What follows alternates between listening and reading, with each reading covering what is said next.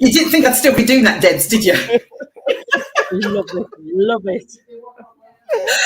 Oh my gosh. Hi, everybody. Hi. We are live. We are live on Facebook and YouTube. Welcome to the Simply Together show on Tuesday, the 3rd of May. So welcome, as I said, everybody. Another packed, awesome show. Ain't no time for me chitty chatty. Let's welcome, she normally does the producing, but she is co-hosting today, our Shelley. Woo! Give it up. And I'm not going to say anymore because Shell's got a special guest, a young lady. Did you hear that? Young. Love it. Yeah, I'm talking about you, Debs. That'll do for me. Yeah, young lady on the show who I met not even 2 weeks ago. You think I've known her for years. So I'm going to hand over to you, Shell, and I'll catch up with you guys later. I'll get rid of you off the screen. There you go. Hi, Shelley. Hi, Debs. Right, so for anyone that's listening in, we're going to have noise in the background. Don't worry about it. It's them in the middle of a class. Oh, my lady. So, as Dee was just saying, you met about 2 weeks ago at an event, and I think you're going to be just as mad as the rest of us in our little group. Straight away, it's definitely fitted in well together. It's good. It's good. So I've put your details on the bottom of the screen, but if you want to give us a little bit of background as to what you're actually doing there with your classes and how it all started. Well, I got to an age where I thought I was doing bits of teaching here, there, and everywhere, and I'm a textile artist by trade, and I thought I'd start up a little sewing group. So about 4.5 years ago, we came here and we decided I was going to teach people how to sew from scratch, to literally bring back sewing into the home. This was before lockdown and before everything else. And what I wanted to do is I wanted to literally teach people from taking their machine out of a box, setting it up and using it and being able to dress make with it or whatever they wanted to sew. So when we first started, I set up with one beginner's class and I had about 8 people in. 4.5 years later, we have huge lots going on here. We do beginners classes, intermediate classes, advanced classes, creative textile classes. So we do dressmaking, we do quilting, arts, all different kinds of bits and pieces. And I should say this is Jannette. This is one of my ladies who just roped in to sit with us. You can see the other girls in the background. Everybody's in the background. Jannette started with me as a beginner and she's going through. She made a beautiful dress yesterday. If you have a look on our page, you'll see Jannette's dress and the process of how it goes. So we wanted to bring sewing back into the home because I'm a vintage woman and I believe that people it doesn't go through generations like it used to. My mother taught me to sew, her grandmother taught her to sew, and it just went on and on through it, but it doesn't do that anymore. No. And I don't think they have it in schools now either, do they? No, they don't do it in schools. And it's just... my aunt was a teacher at a high school. Yes. And she would do textiles. Yes. And I think because hers was a girls' school, they've kept it on that little bit longer, but it's not in a normal mainstream kind of schools as far as I know. No. And I suppose you would actually then have the way that clothes are made nowadays. Yes. It is a throwaway generation. It's not.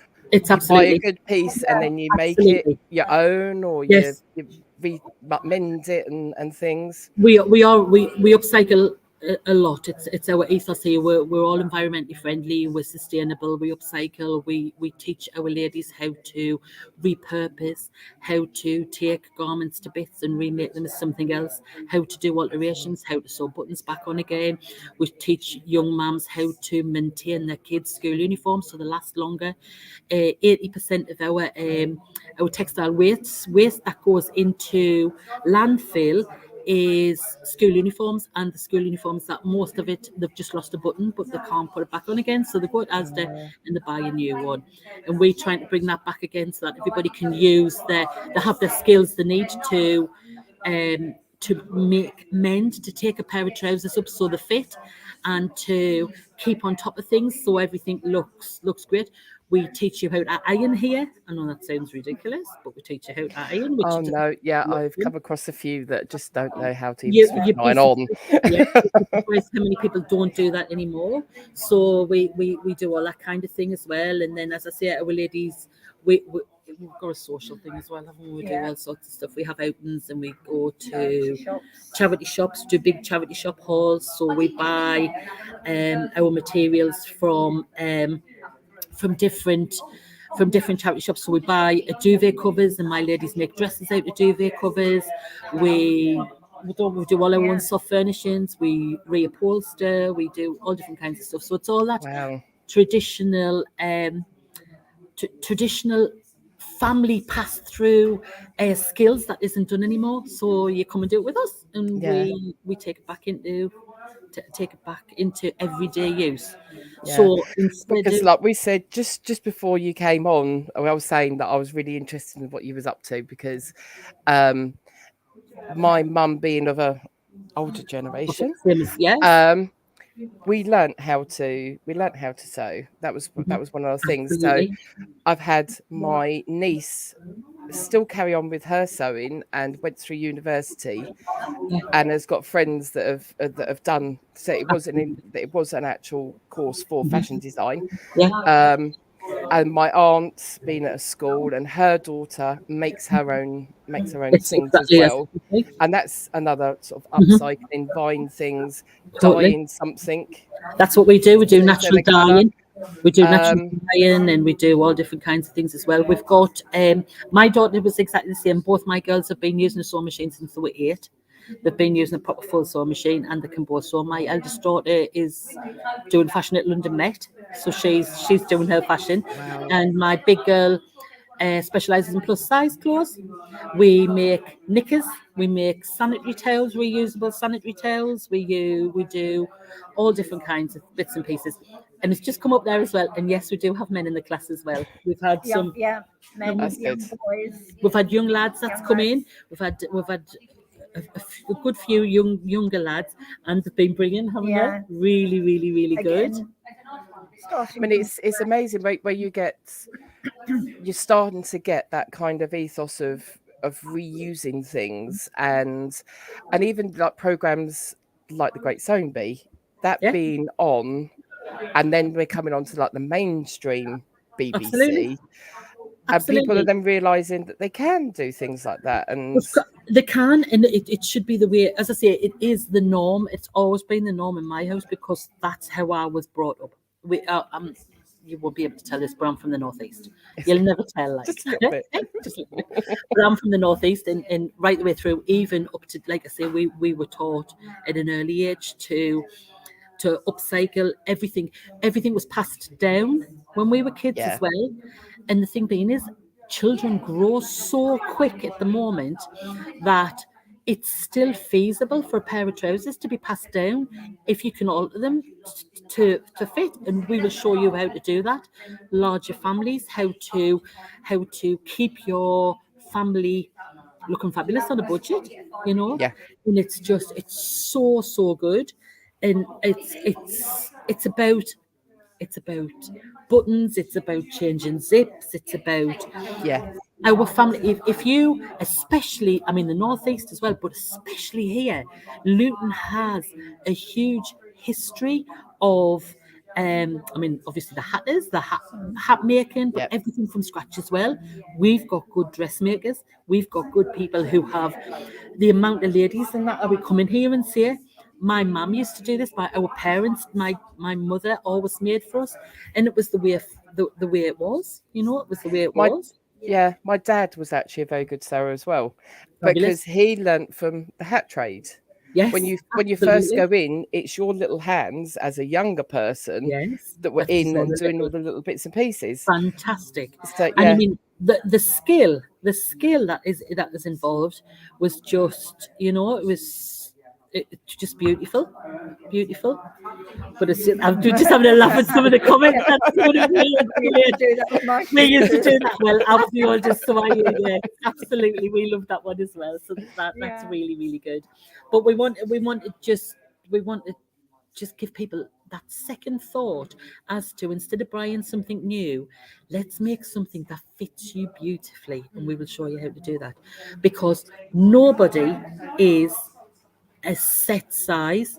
No. The way we are these days, bigger on the boobs, bigger on the bum, a smaller waist or a bigger waist and a little top. Nobody is a set size. So when we don't talk dress sizes. When people come in to make here, we show you how to measure yourself properly, how to measure your family properly, and we all go and so that gives you the opportunity as well to buy a larger size of something and then to alter it so it fits your body shape. So we look into all of this as well. And the sizes in the shops are they vary so much. Completely different from 2 sizes bigger than next. And it's so strange how you get completely different sizes in different shops. And I think with some of those higher ends, that I don't think they actually then say really kind of like sizes. If you're trying stuff on, they'll say, don't look at anything, put that on, and so you can actually alter it. It doesn't matter what your body shape is, and everybody thinks, oh yeah, because as I say, my daughter specializes in plus size swans, big sizes, but there's also the opposite ends of the extreme as well, and it's people who aren't large who have just as many problems fitting, getting clothes that fit as well, and also different types of your fabrics and your bits and pieces like this. We give people the knowledge that they need, so they can go and they can feel a fabric and they know what that fabric is, and they'll think, right, well, this is going to be warm, this is not going to be warm, this is going to wash well, this isn't going to wash well, this is going to keep its shape and look good for a long time. So we look at all different aspects of things as well. So which days do you actually have? Do you have different days for different? No, we're here all the time, or we're here all week. We've got classes on a Monday night, a Tuesday night, a Wednesday night, and a Thursday night, and we have a Tuesday daytime, as you can hear from behind us now. What tends to happen is everybody does the beginners class with us, and the beginners class is all about skills. So that gives you the skills you need to progress on to do whatever you want. Then when you come into intermediary, we look at pattern making, how to read patterns, dressmaking patterns, how to alter patterns to fit your body and everything else like that. But we also look at the creative side of sewing. So we do an awful lot of quilting. We do art quilting. So that's a bit like tapestries and things like this, all different kinds of bits and pieces. We do, what else do we do also? Dressmaking, doll crafts. We do the stuffed toys, that kind of thing as well. We do an awful lot of soft furnishings within the first part of the group. So we look at cushions and as I say, zips and all sorts of stuff. And then it's anything. So the ladies that you can see behind us here are doing all different kinds of things. We've got some ladies that do a lot of dressmaking, some that do a more creative textile thing. As you said earlier, we look at fabric dyeing, how to dye different fabrics for different jobs. Done with the we do image transfer. So we do a plate here, all different kinds of stuff. So we've got one of our ladies that, I mean, like, she works during the week at a school, but she's got her own little business in which she does textiles, and she picks the fabric, keeps hold of the fabric, and then works out what to make with that fabric. So you'll get one little piece of fabric that will make it into a picture, or she'll put 2 fabrics or 3 fabrics together and end up making a pillow. So it's so easy to get into. Yeah, that's what it's about. And it does become addictive. And I mean, our ladies will tell you here, I'm going to turn you around slightly and show you. Can you see one of the pictures on the wall? Oh, yes. Yeah. That's one of our ladies. I'm just going to move you around slowly so you can see all the bits and pieces that other people are doing. Anyway, it gives you a bit of idea. But we did see just before you came on that we've got one of the ladies that's doing a quilt at the moment, and it is a real nice big size quilt that she's got going on. Fabulous. There's quite a bit, I think. So what are you doing your quilt? Lift your quilt up. So she's got it in the machine. She's got it in the machine. She's actually sewing it out. Tied up. So yeah, it's in the machine. But yeah, so different projects on as well. The Jubilee. We've got Jubilee Projects on. We've just done a big wall, a Ukraine wall with lots of textiles for. Everybody did a piece of textiles, and we're doing that in a nice big Ukraine wall. What else have we got on? We're doing dolls from around the world. So what we're doing is we're doing rag dolls, but from different cultures and different backgrounds. So we're looking at traditional dress, people's culture, people's heritage, and we're taking them into doll form because that doesn't happen very often.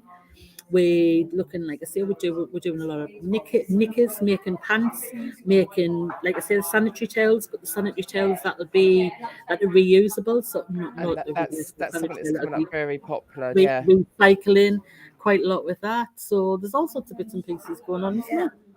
Also, I'm going to bring Dee back in, but I'm also going to bring Jannette back in Jannette in, I should say, our next guest, because all the way through that, Jannette's been getting overexcited about fabric, and you'll see why when Jannette starts talking about what she's up to. Fab. But Jannette, all the way through that, you was really getting into that with the whole fabrics and things. Yeah, I was. I mean, well done, ladies, for a start. Thank you. That's super. I am of the generation of make, do, and mend. You know, Absolutely. I come from a family of 7 siblings, and I'm second to last. And my last sibling, she's autistic. So she got lots of new stuff, but I was the one that ended up with all my sister's hand-me-downs. Yeah.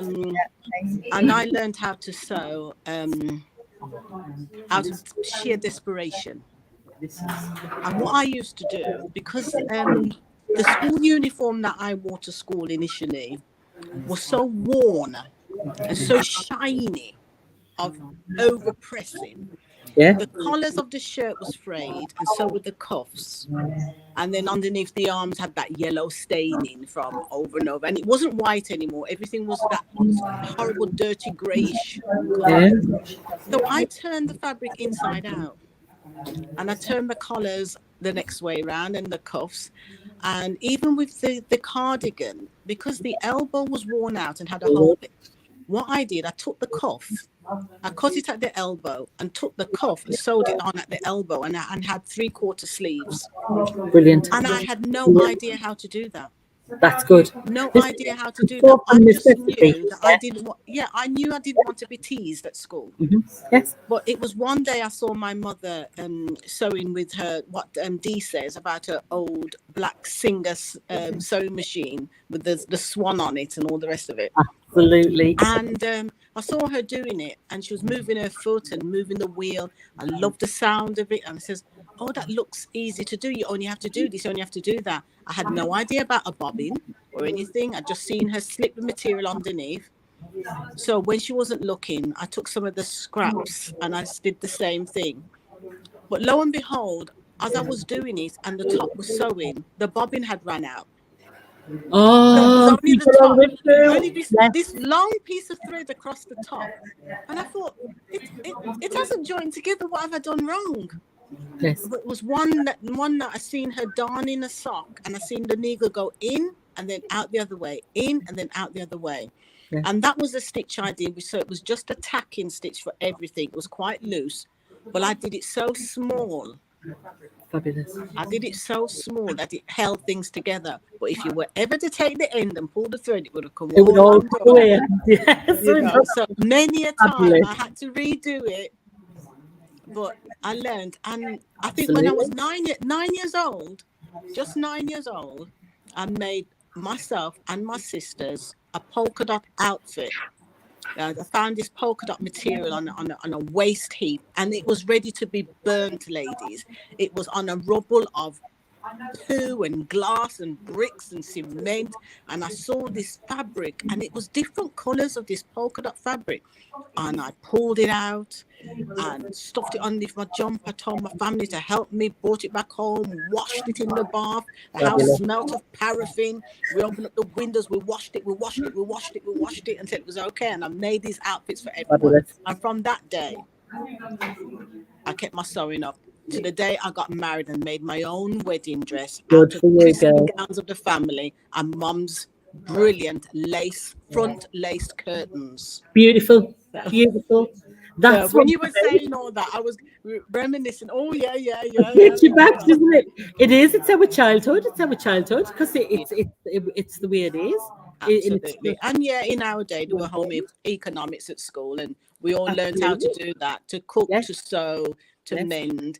And the boys had carpentry or woodwork, didn't they? And they all learned all those skills. And it's a dying art. But thank goodness, as Shelley was saying, that these programs are back on TV, like Repair Shop, which is so fantastic. Absolutely fantastic. Fabulous. Yes. You know, and Sewing Bee and cooking beyond cooking is everywhere, isn't it?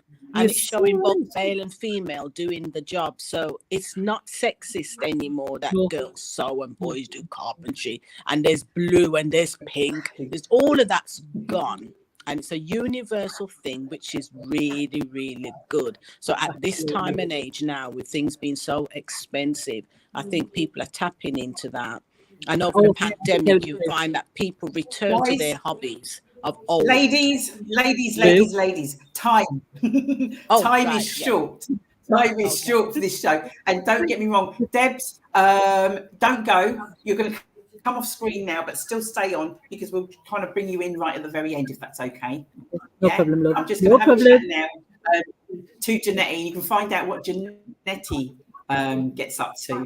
So, greetings, young lady. Hiya. Long time. I know. Wow. It's catching me now, isn't it? You're following someone. It's like, I feel, no word of a lie, I feel like I am watching on TV, and it's like a series. And every week, you just don't know what said individual is going to bring to the table. And then in between, you get little snippets of what's going to be happening or what that person's doing. It's like, oh my gosh, is this for real? I know this. Let me curtsy. I know I'm sitting down, but I'm doing a curtsy at the same time. I'm doing a curtsy at the same time. So before I say any more, for those people that are just joining us now, because there's people that are just joining us now, welcome. You are on the Simply Together show, and my name is Bailey, and I am going to introduce Dame Jannette Barrett, Sister Empress, and all the rest. Thank you so much, Super D of Simply Deez, Shelley, and everyone else. Thank you, listeners, for coming in and viewing me. My name is Jannette Barrett, aka Miss Lyricist B. Lyricist B is my stage name. So if you see things floating around with Lyricist B, it is one and only me. There's no other Lyricist B than me. Now, I've got a lot to thank D4 for inviting me onto her show. Number one is the book that we've done all together as a collaboration. So I'm an author in one of the books that she started off, Life in a Lockdown, Behind Closed Doors 2020. I'm one of the collaborators in that, chapter 9. She obviously, she also has the other book, Life Out of Lockdown. But I'm an author in my own right, and I have a triple series. I have 3 books of my autobiography, which is now on Amazon. But my writing journey began because someone by the name of Marcia M. Spence decided that she could cope with my dyslexic writing and make it legible to be read by the community and beyond. And because of her publishing my works, my writing has been seen. It's been seen in refugees and in prisons. And I use my writing. I don't stop at just writing a book. Not Lyricist B. Lyricist B takes her writings and she turns them into plays. She takes her writings and she turns them into songs. I've written for famous people. I can't give out the names because of copyright.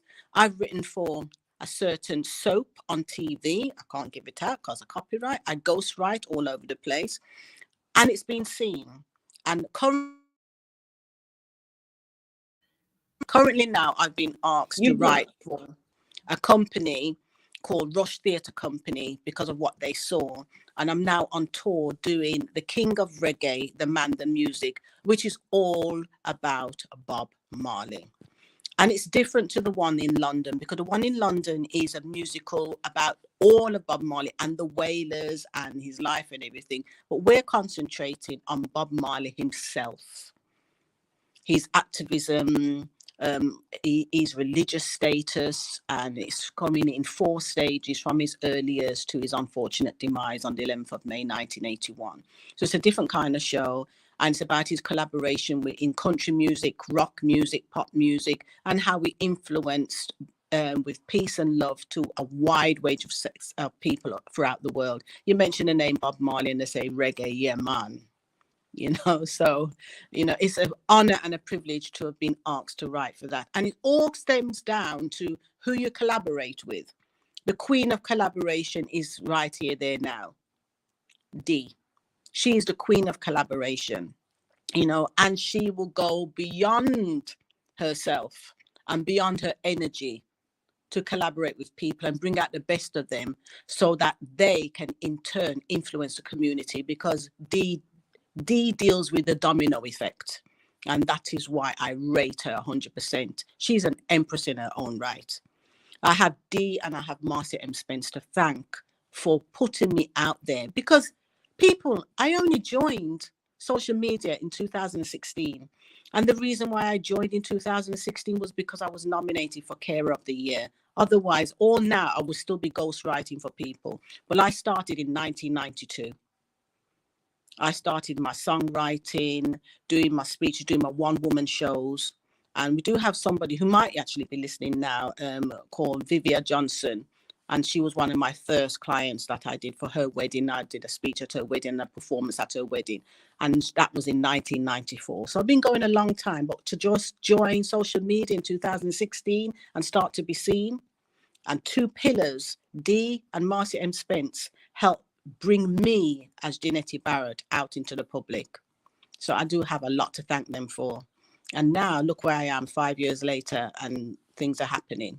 Things are happening for me now. So any ideas or things, and people say collaborate, look into it, check the source, check the genuineness of it, check the background of it, because collaborations can be very good.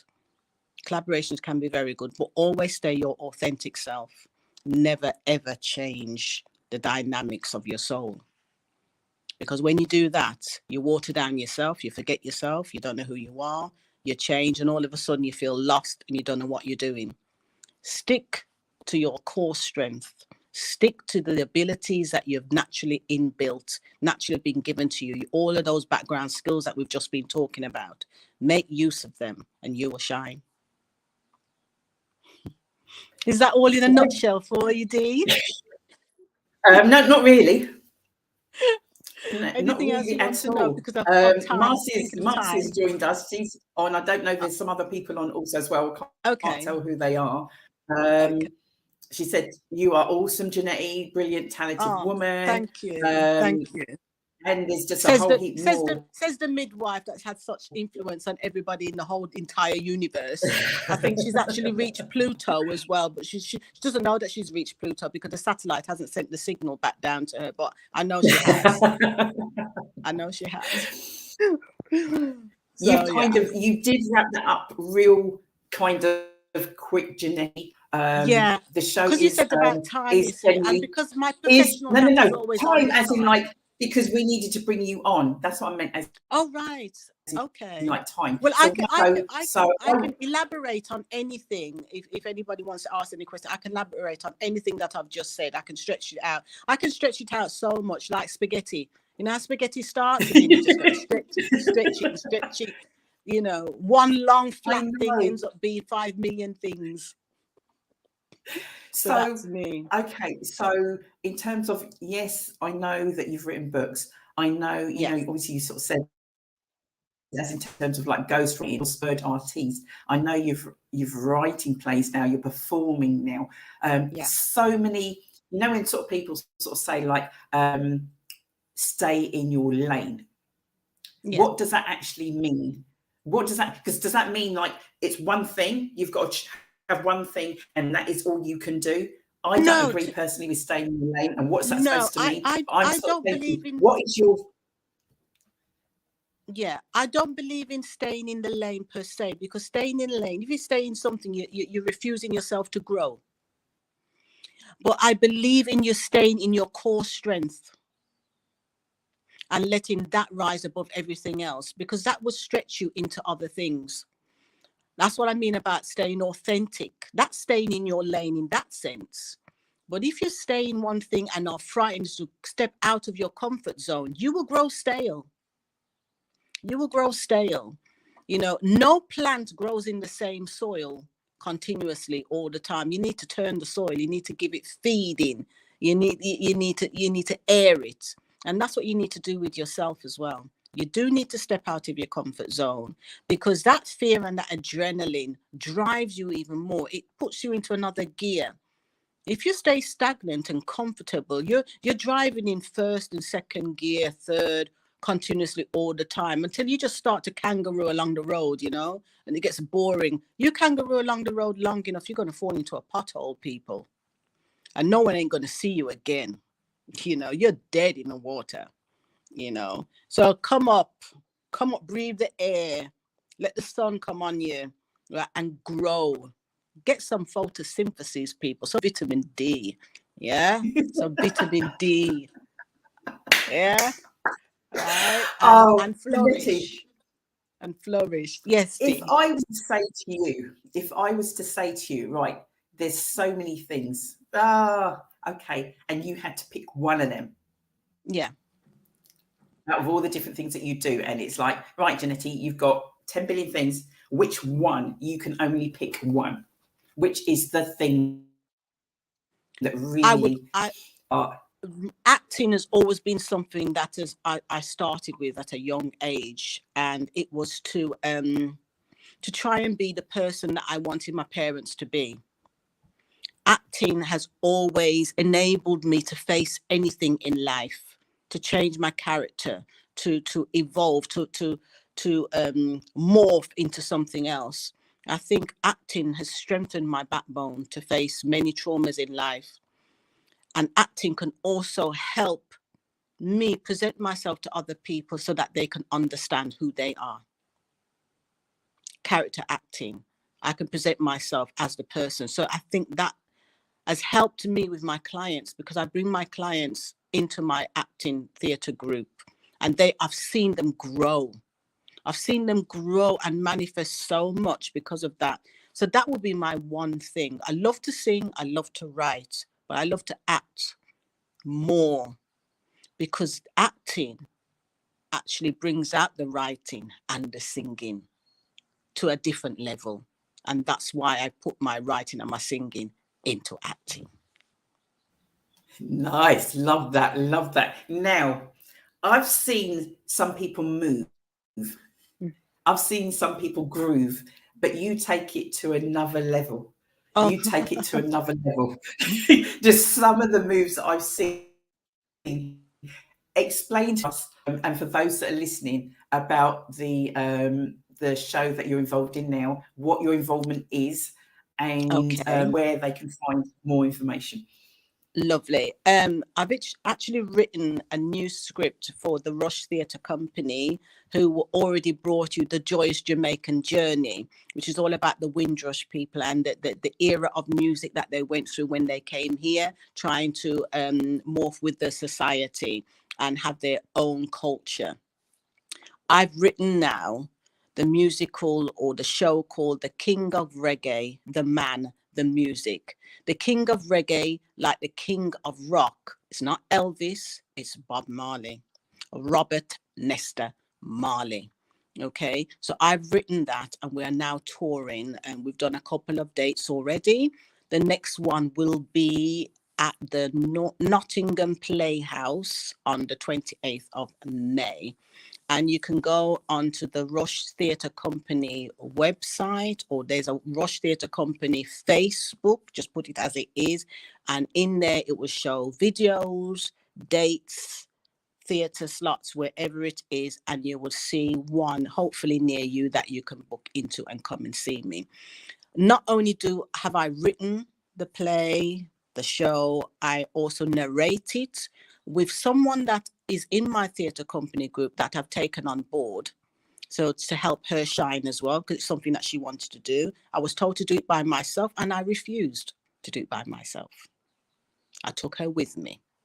And that's what I do. I share everything. I've took her with me, and she's growing so well and enjoying herself. And parts of it in the show, I do a lot of skanking, because there's a lot of ska music and everything. So I do skanking. To show the people, to encourage the audience, and to show the range of dances that was done at the time. Because a lot of people don't know that Bob Marley actually loved ska music. He wasn't this Bob Marley all the time with dreads and all the rest of it. No, he used to go around in shiny suits. No dreads. He was one of these like little rude boys with shiny suits doing ska and mixing with country music, rock and pop. That's something that a lot of people don't know, but I've written that into the script. So it's slightly different from the one in London. It's a wider range of Bob's life. So I'm very proud of that. And I'm very proud of who I've taken with me. And yes, I'm totally honored, because Bob Marley has been one of my icons in life. So I'm thoroughly enjoying that. And talking about skanking people, I have a pantomime.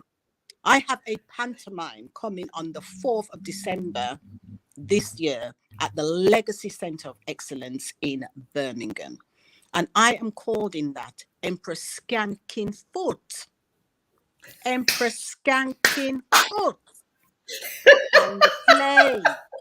the play pantomime is called Queenie Dreadlocks and the Three Heirs. A rip-off from Goldilocks and the Three Bears.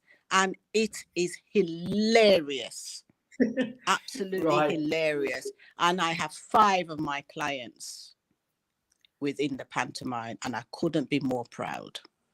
And I will continue to have my clients in there dealing with their mental health issues. That is what I do.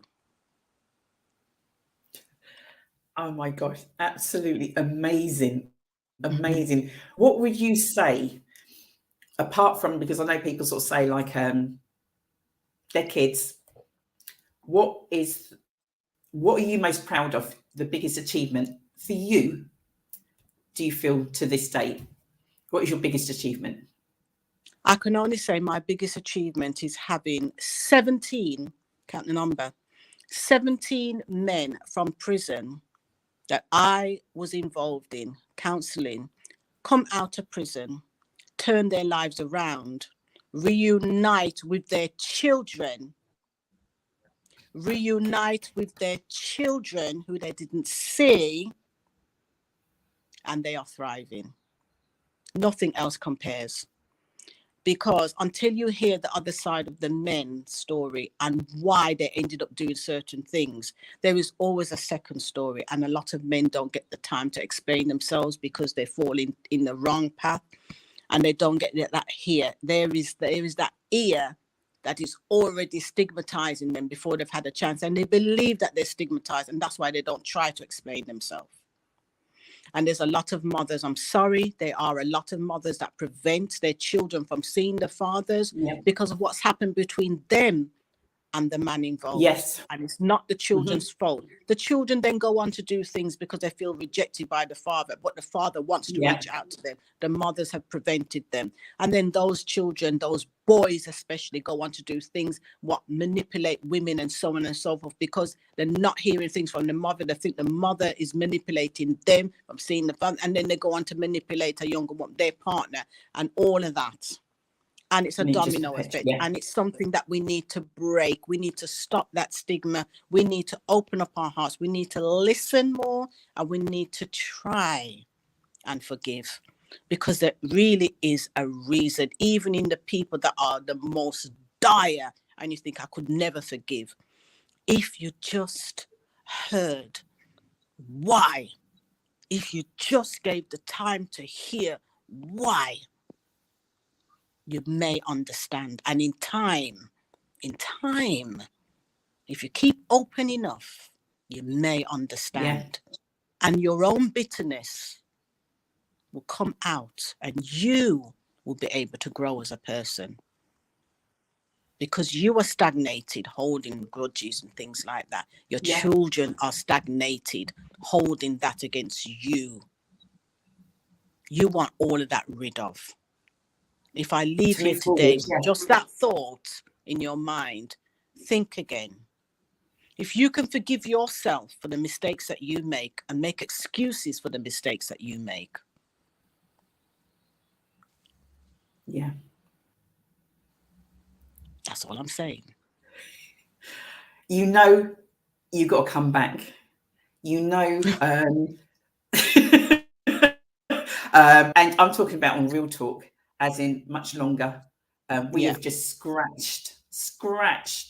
Literally, this has just been a scratch, guys. For those that are listening or those that are watching this on the replay, please follow this young lady.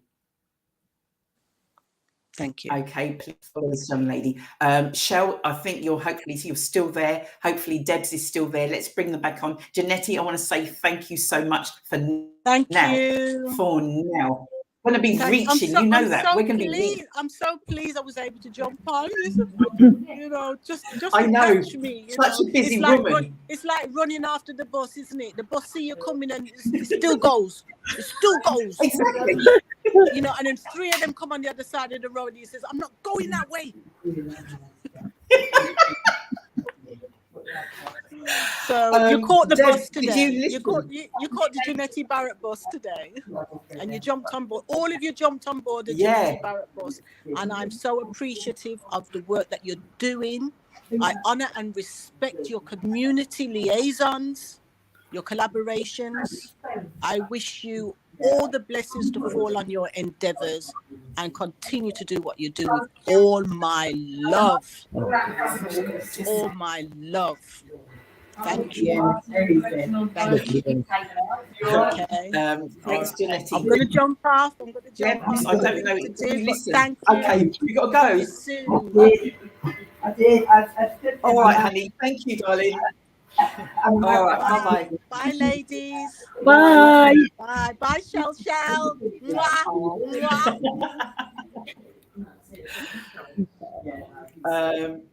Debs, were you listening? How fabulous is she? Absolutely glorious woman. So inspiring. We loved her.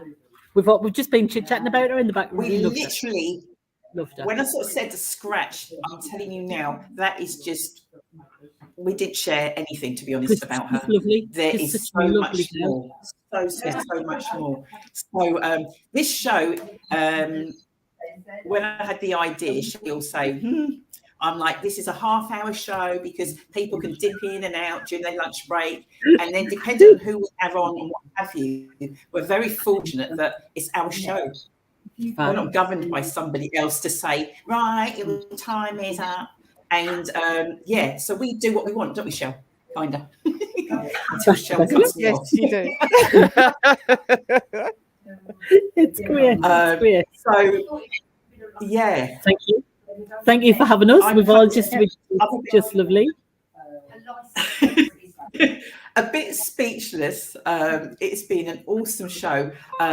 Debs, Shell, what are you doing Thursday? Are we coming to see her? You can see us on Thursday. Shell, get that, make sure you got that fudge, love. Don't forget that fudge.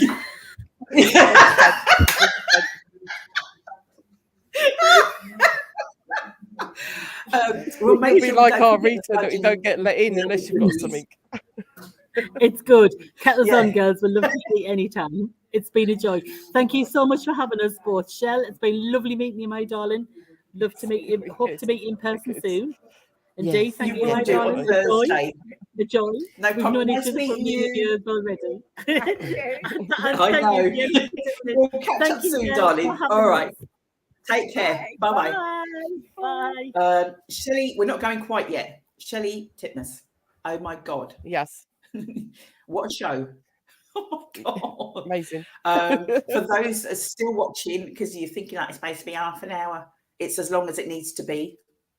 We have only scratched information from Deborah from So What Can We Do For You? All that information is on the page, was certainly on the group also as well. Obviously, we just spoken to Jannette Barrett. Speechless. Yep, all her link. She needs a proper Facebook pagey kind of thing to keep up with everything that she's doing. But yeah, it's got her page and it's got the link to the Shows? Rush. Yeah, the Rush one is in the description at the top. Yeah. So, my gosh, we could go on, but we're not going to because we can't. I know Shelley has posted this evening. OMG, can you believe it? I'm back. Real Talk with Simple Deez was 4 years old on the 1st of May. No way. Yes way. 4 years old. So, as it's an anniversary show. I know. People have tried. They've tried. Going to be back in the studio later tonight. So going to have a few guests in the studio. Also going to be online. I think there's something like about, don't tell Munya, even though I sent her the program. I know she hasn't looked, but I think there's probably about 12, something like that. People that have been on the show previously over the years. And as you can imagine, I think I must have had over 300 guests. And you're thinking, no way. I'm telling you, over 300 guests. So this is just a handful. Just a handful that are going to be appearing on tonight's show. I'm not going to list them because if you want to know more, you know what to do. We have got so much coming up. We will share with you guys over the next couple of weeks. So you're going to need to tune in. We have got book launches. We have got, when I say we, part of the Simply Deez crew. We've got Lee on the 22nd of May, and that's in Wimbledon. We have got Daniela Swampakawi, and that's going to be in Bedford, and that's on the 18th of June. I was trying to work out what date that was then. Can you see my face? Yeah, there's so many. I'm hosting it, so I need to know. And we are just confirming a date. Please get ready. There is going to be a health and in day. I'm just in the process of confirming the date, and as soon as we get that date, that will be out. So there is going to be just organisations that are there willing to help. They are out there already, but you can get up close and personal. So Simply Deez will be working with Futures House and bringing that to you. That's likely to be towards the end of June, early July. But anyway, we are going to go now. From myself, I'll see you guys tonight. Real Talk with Simply Deez live at 7. You cannot, trust me, you cannot miss this one. You cannot miss this one. And I am going to hand over to the lady of the hour or so, our Shelley. I don't know what else I can say. I've got You've got fudge up on there. Yeah, I've got a fudge. Anyone want brownies? Yeah. This is how we sell stuff. Everyone else does that boring stuff. We do. Well, no, Shell, why can't we're doing an online? There's online shout out. Tell them. Well, yes, I do have fudge. What? No, well, I think my computer just went a bit weird just then. Oh, I said she's got fudge and brownies. I said do an online kind of sales pitch. Yes, I have brownie bites. I have chunky biscuits, well, cookies. I have fudge in lots of different flavours. Everything packaged at £2 each. If you're interested, come and find me at Shelley Scrumptious or on the page, and I'll be in contact with you. I can even send some out in the post because they're packaged up in a way that I can actually send them out in a box. So, yeah. But yes, apart from that, lots of stuff going on. you have to be subscribed to the page to find out exactly what's going on. Yeah. So when we promote everybody else like we do, you guys aren't listening because you're not jumping on. You're not. I know you guys are all on YouTube, right? But you're not subscribed to Simply Deez Events YouTube, because I can tell. I'm looking and it's not going up. So you're not subscribing. Each and every one of you, we would appreciate if you went on and subscribed. That would be really nice. And yeah, we'll hope to see you later. And I think let's get out of this shell before they shut us down.